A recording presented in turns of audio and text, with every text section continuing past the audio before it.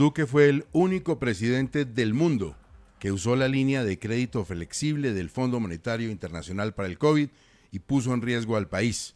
La excusa fue la pandemia, pero yo veo, dice el presidente de la República, que subsidiaron a los dueños de El Tiempo, de RCN, de Avianca, los Gilinski. Palabras del presidente a propósito de la suspensión de esta línea de crédito del Fondo Monetario Internacional. Expresidente Iván Duque, buenos días y gracias por estar con 6 AM de Caracol Radio.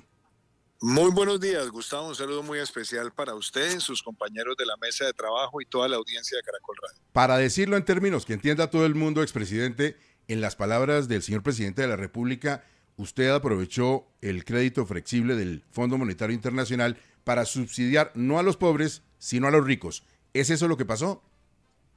A ver, primero empecemos porque una vez más aparecen las mentiras del reality semanal.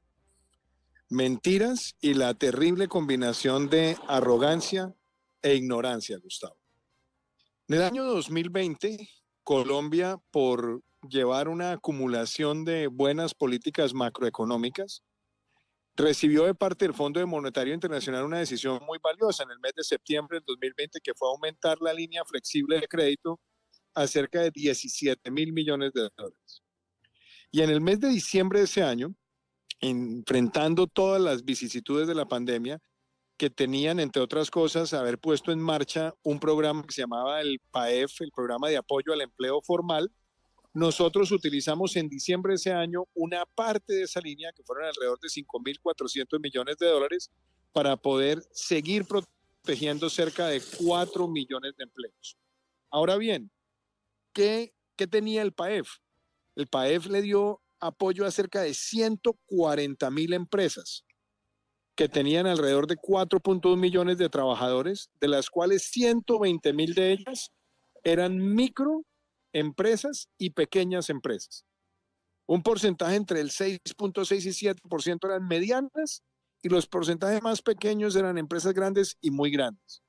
Y se protegieron también a empresas que tenían muchos trabajadores. De hecho, Caracol Radio fue una de las que también recibió como empresa durante una parte del tiempo, porque no era todo el tiempo. Las empresas tenían que aplicar y solicitar cuando se veían afectadas en su capacidad de generación y de mantener empleos. Eso fue lo que ocurrió y fue uno de los programas no solamente más exitosos para proteger la fuerza laboral, sino también para la reactivación económica, que en el 2021 nos llevó al año de más crecimiento en la historia de nuestro país, y para agosto del 2022 un crecimiento que fue el segundo más grande en nuestra historia. Entonces, que no vengan más con mentiras y que no vengan más con estas manipulaciones, porque los datos están ahí, la evidencia está ahí, y fueron también muchos países del mundo que utilizaron esa línea y muchos que tienen la línea. Hoy, desafortunadamente, esa línea está suspendida para Colombia por el desgreño y la destrucción macroeconómica que nos ha llevado este gobierno. Ya les queda un año, que asuman responsabilidad, pero que no sigan engañando más con mentiras. Expresidente, pero en efecto entonces usted aclara una cosa que es importante. Fueron 140.000 empresas, muchas de ellas pequeñas y medianas, pero también recibieron parte de ese subsidio o de ese préstamo que da el Fondo Monetario las empresas más grandes que el presidente Petro menciona en su trino. A ver, yo creo que la pregunta es distinta. La pregunta es, el presidente lo que salió a decir es que se utilizó una línea irresponsablemente para subsidiar a los empresarios más ricos de Colombia. Eso fue lo que él dijo. Él no habló de micro, ni de pequeñas, ni de medianas empresas. Si usted suma micro, pequeñas y medianas empresas, son el 97% de las empresas que recibieron el PAE. Un porcentaje más pequeño, grandes y muy grandes. Y no todas las que él dice. Hay otro tipo de empresas que también están ahí, aún entre las grandes y más grandes. Puede haber una diversidad mucho más grande de la que el presidente menciona. Ahora, hubo muchos empresarios grandes que no aplicaron a la línea, que no consideraron que debían aplicar a la línea. Pero esto no era que llegaban y tocaban un timbre a ver quién tenía conexiones y relaciones. Había que llenar unos requisitos y eso se permitió que tuviéramos uno de los programas más exitosos reconocidos mundialmente en la gestión de la pandemia. Entonces, lo que se hizo en Colombia fue proteger 4.1 millones de empleos, sin discriminar, sin tener que apelar a amiguismos o a conexiones, con criterios claros y sólidos, y obviamente durante un tiempo que tuviera también un mecanismo de supervisión de que ya las empresas estaban solventando la situación que lo podían llevar a perder masivamente puestos de trabajo. Así fue que se hizo. Presidente Duque, ¿qué implica en el caso del gobierno Petro en este momento que el Fondo Monetario Internacional le corte la línea de crédito a un país? Vanessa, yo creo que el tema es muy elemental. El Fondo Monetario Internacional todos los años hace una revisión estatutaria del comportamiento macroeconómico de los países miembros en lo que se conoce como la revisión del artículo cuarto de la Carta Fundacional del Fondo. Y ahí se revisa la situación de la deuda, la situación fiscal, la situación de recaudo tributario, etcétera, etcétera. Y aquí llevamos ya un año, vamos para 2, de violación de la regla fiscal, de crecimiento desmesurado del déficit, de crecimiento desmesurado de la deuda. Porque, claro, mucha gente dice, no, es que en el gobierno de Duque se aumentó la deuda. Claro, se aumentó la deuda como lo hicieron más de 100 y pico de países para enfrentar la pandemia, y se aumentó el déficit también con ese mismo criterio. Entre otras cosas, recomendación también de los organismos multilaterales para proteger la red social de nuestro país. Pero empezamos una senda también de reducción del déficit, y resulta que el año 2024 cerró con un mayor déficit que en el año de la pandemia.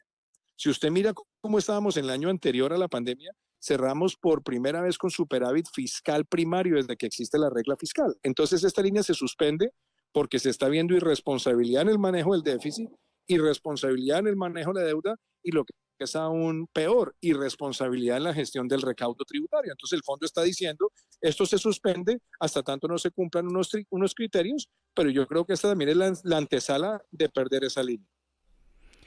Expresidente Duque, el presidente Petro hace entender que su gobierno tomó este crédito casi que por un capricho. ¿Qué hubiera pasado en ese momento en el país si su gobierno no toma este crédito con el Fondo Monetario? Esa pregunta es muy interesante porque esa línea Colombia la tiene desde el año 2009. ¿Qué ventajas tiene esa línea o que tenía esa línea?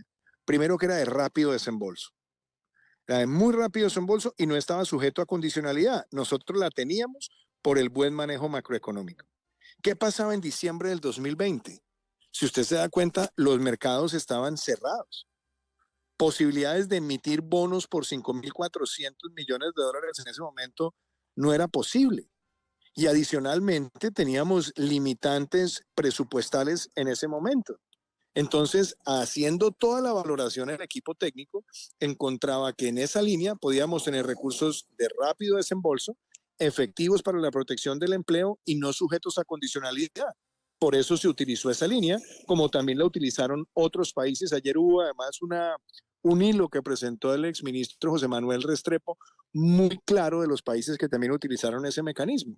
Y lo que hubiera pasado si no se hubiera utilizado esa línea era que no hubiéramos podido continuar con la protección del empleo formal después de la peor crisis que ha tenido la humanidad en más de 100 años. Entonces, fue uno de los mecanismos de protección del empleo, fue uno de los mecanismos de reactivación económica y uno de los mecanismos que le permitió a Colombia salir con fuerza en el 2021 y ser una de las economías que más creció en el mundo, obteniendo el mayor crecimiento de toda nuestra historia con más de un 10%.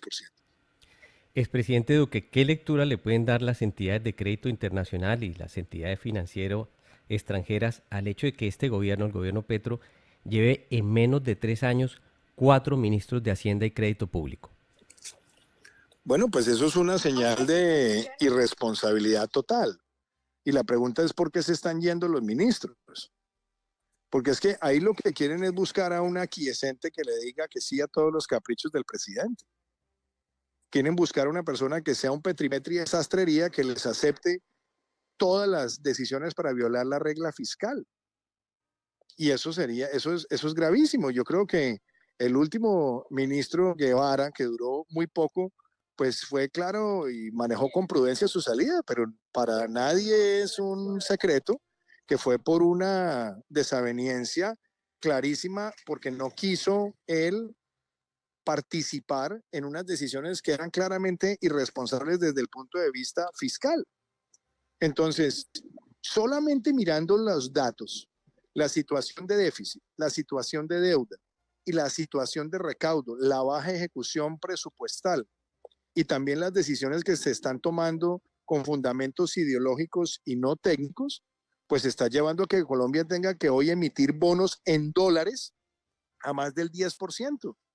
Es decir, hoy un bono de Colombia colocado en el exterior, de los que han colocado recientemente, está prácticamente rindiéndole a los que invirtieron lo mismo que estaría usted recibiendo por abrir un CDT en Colombia en este momento. Eso que le muestran los mercados, que están dispuestos a pagar lo que sea por esos bonos desde el punto de vista de tasa de interés, y eso muestra una situación de desespero y claro, lo que a Colombia la mantiene con algo de credibilidad es que históricamente nosotros nunca hemos dejado de pagar la deuda. Pero ya cuando uno ve esas tasas que están empezando a salir de los bonos colombianos, pues yo creo que los mercados sí están viendo con mucha atención y con algo de preocupación la irresponsabilidad que está conduciendo a todas estas decisiones que a todas luces están comprometiendo la estabilidad macroeconómica del país.